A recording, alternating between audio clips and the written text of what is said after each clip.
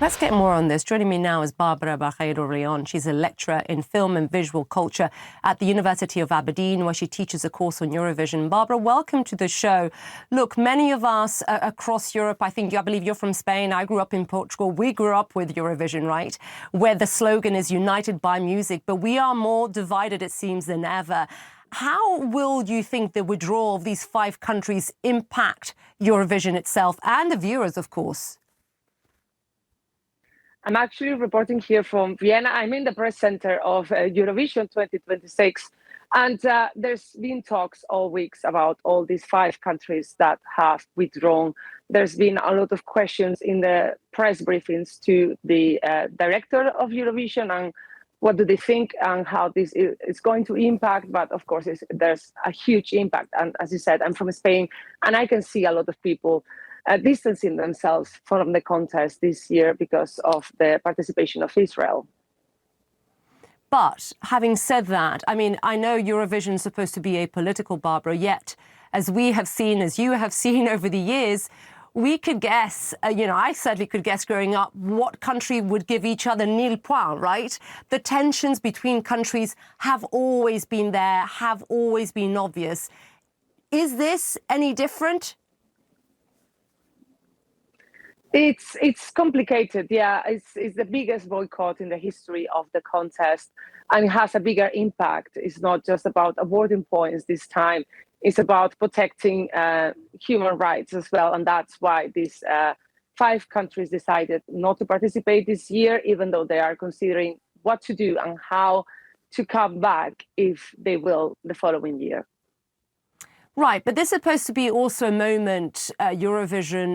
Many people have parties across Europe, but it's seen as a beacon of community and pride. And like we said, it has been transformed into a kind of political tug of war. I wonder whether you think, Barbara, this is the right avenue for it, for politics. How do you think viewers will react to it? Is there a fear that they will turn away?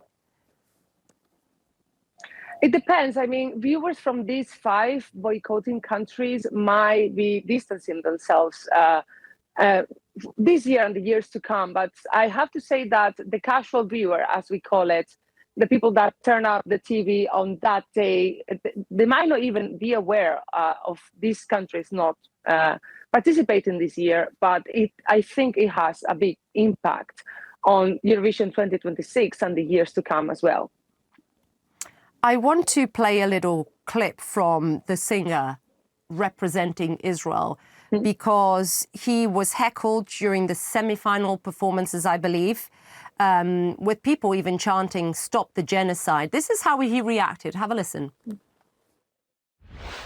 I heard, first of all, in the beginning, a lot of booing, and it's fine. It's part of the thing. And a few seconds passed, and I got a huge wave of unforgettable love and support, and it really carried me on stage. And I looked, for the Israeli flags, from my homeland, and it gave me a lot of strength. And it is quite sad to hear him being booed, isn't it? I mean, it's incredibly sad. It shouldn't be politicized. What concerns are you hearing on the ground there in Vienna ahead, of course, of this final? So here in the Eurovision, the press center bubble, we don't see protests. We don't see basically what happens outside. We're stuck in here for 14 hours a day. We were watching the performance from the press center. We couldn't hear any boos from here. So the broadcasted version of that, we couldn't hear that. But I have to say that there was a couple of questions as well to the organizers in the briefings, saying that if they are planning to block those booths, as it happened last year and the year before, but they decided that it would be freedom of speech for people to express themselves, either by clapping, singing, enjoying the performances, or not enjoying some other performances, as this is the case. Barbara, really appreciate you taking the time to speak to us. Very quickly, who are you mostly looking forward to listening to tomorrow? Finland and Moldova are my favorites this year, and you have to look out for them. Barbara, appreciate it. Thank you very much indeed. And still